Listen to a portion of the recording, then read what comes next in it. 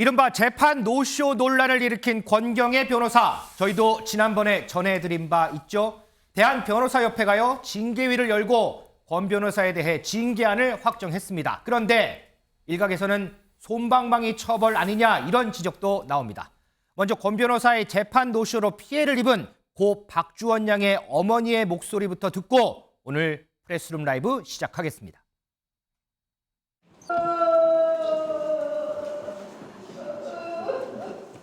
5년짜리 제명 그거 하기가 그렇게 어려운 건가요?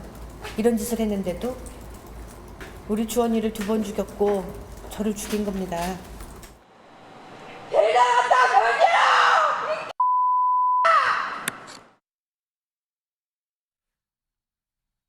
장가희 기자, 지금 고 박주원 양의 어머니가 울부짖는 모습을 봤는데, 자, 제가 앞서 얘기했어요. 정직 1년의 징계.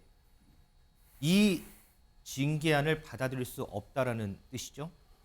그렇습니다. 학교 폭력에 시달리다가 극단적인 선택을 한 고 박주원 양의 어머니 입장에서는 변협에서 어떤 처분이 나왔어도 가슴 아프고 허망할 것이라는 생각이 드는데요. 그런데 유족들은 권경의 변호사의 영구 제명을 처음부터 요구를 했었거든요. 네. 하지만 징계 수위가 유족의 요구와는 너무나도 동떨어진 1년 정직이었습니다. 이러니까 유족 입장에서는 권경의 변호사가 자신의 잘못을 인정하거나 진심으로 유족에게 사과하는 모습도 보이지 않는 데다가 변협도 너무 관대한 것 아니냐 이러면서 통곡한 겁니다. 김진희 변호사, 법조계에서는 이 정직 1년이 이거 상당한 중징계다 이렇게 해석을 하던데 그게 맞나요?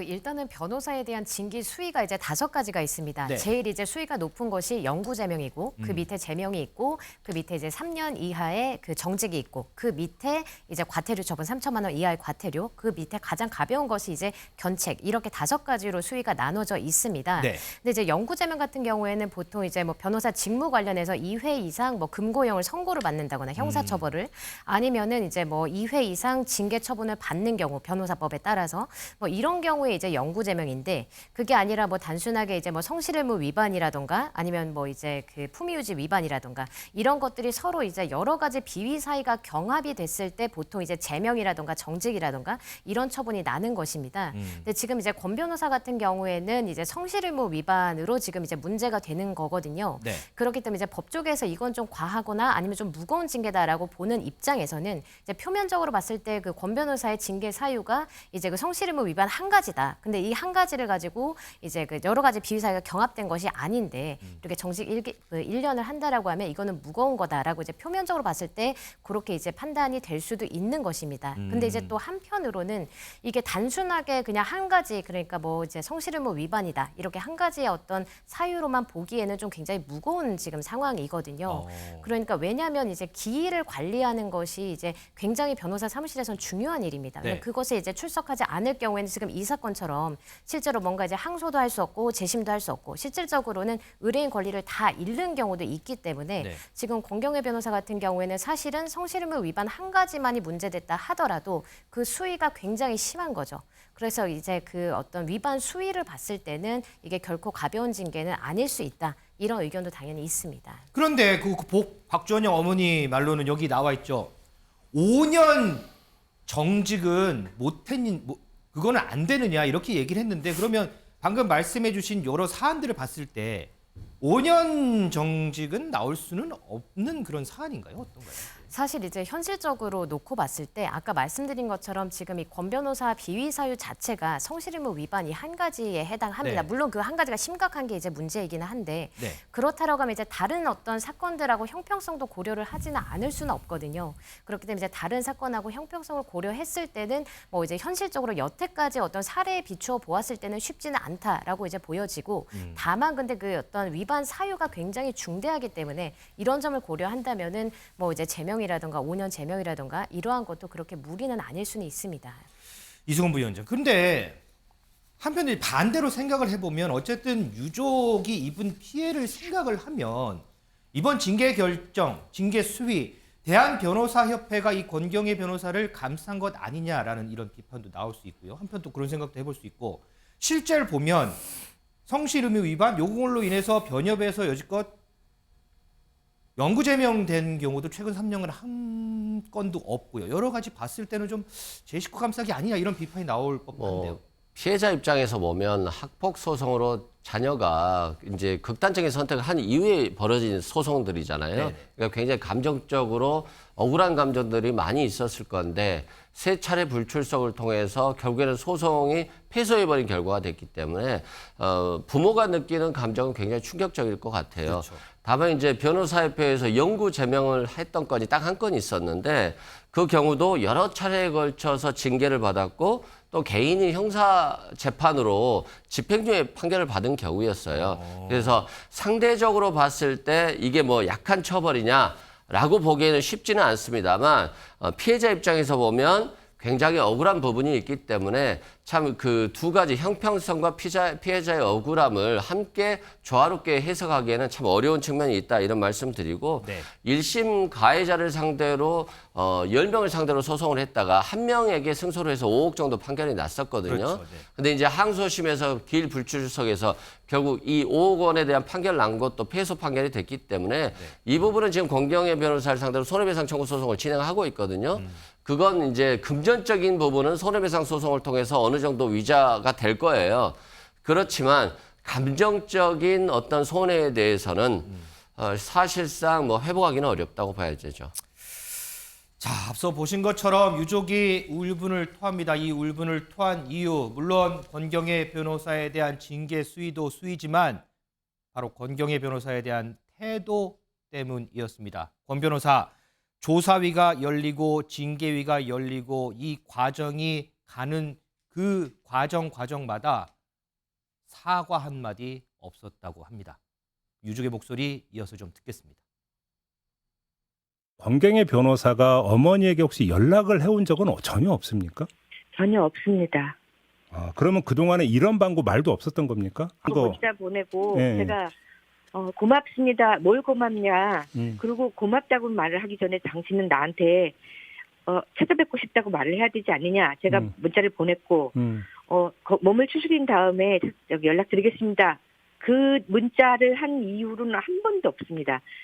다만 그냥 언론에다가 소송이 시작됐으니 찾아뵙는 건 맞지 않다고 생각한다고 그렇게 언사를 했어요. 김재수 위원장, 소송이 시작됐으니까 찾아뵙는 거는 맞지가 않답니다. 어떻게 보세요? 아니 그게 납득이 되는 말인가요? 뭐 전혀 또 권경의 변호사는 그 이후에도 전혀 뭐 반성하는 태도나 사과의 메시지를 전하지 않았다라는 이야기가 지금 들리는 거 아니겠습니까? 네.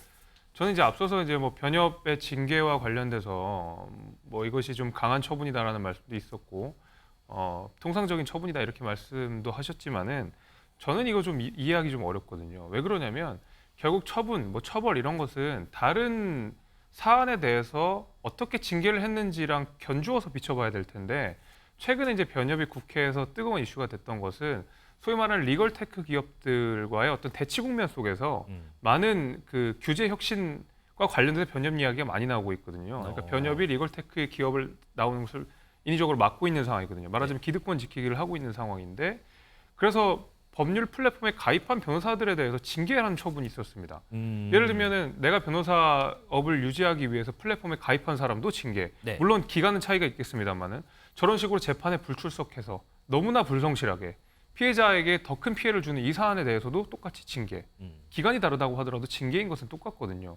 그렇다고 했을 때 국민들이 보시기에 플랫폼에 가입한 사람도 징계고 저 정도로 안 해도 징계라고 그러면 변협의 변호사 징계권이라는 것에 대해서 어떻게 신뢰를 갖고 있겠습니까? 그래서 물론 변호사법에 규정된 이 변협의 징계권이라는 게 뭐 5가지의 층차로 나눠져 있어서 그 권한을 갖고 있지만 저는 한번 다시 되돌아볼 필요가 있다고 생각합니다. 전적으로 변협의 판단 아니겠습니까? 네. 이것도 뭐 1년, 뭐 모두 1년 이런 식으로 한다 그러면 아마 이 변협에 대한 신뢰는 앞으로도 계속 떨어질 거라는 생각이 좀 있습니다.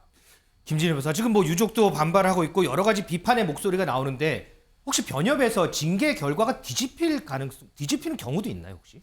지금 이제 이 부분에 대해서 불복을 하려고 한다고 하면 그 징계 결과를 송달받고 나서 30일 내에 법무부에 이의 신청을 할 수가 있고요. 그거는 권경의 변호사가 이의 그렇죠. 신청을 한다는 그렇죠. 거죠. 그렇게 되면 이제 다시 한번 이거에 대해서 판단을 받을 수는 있습니다. 근데 그 경우에 이제 뭔가 이게 뭐 결과가 조금 바뀐다거나 그럴 수는 있는데 그렇기 때문에 뭐 권경의 변호사 역시도 이에 대해서 뭔가 불복을 하거나 이럴 수는 있습니다.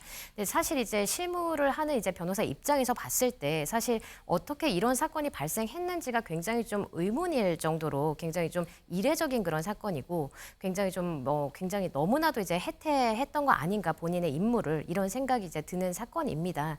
그렇다고 한다면 이제 본인 역시도 그 부분에 대해서 잘 알고 있을 텐데요. 네. 만약 그 부분에 대해서 인지가 된다면 사실상 이거에 대해서 불복을 한다거나 이런 것은 굉장히 좀 어떻게 보면은 이제 그 도의적으로도 맞지 않고 그리고 또 이제 변호사로서 생각을 했을 때도 옳지 않은 부분이라고 생각이 듭니다. 그렇다고 한다면 뭐 불복 신청까지 할지는 불복 절차를 밟을지까지는 굉장히 좀 의문이라고 할 수 있습니다. 제가 궁금한 건 그러니까 권경의 변호사 입장에서 1년 징계 난 너무 이거는 과합니다. 불복합니다. 이게 아니고요.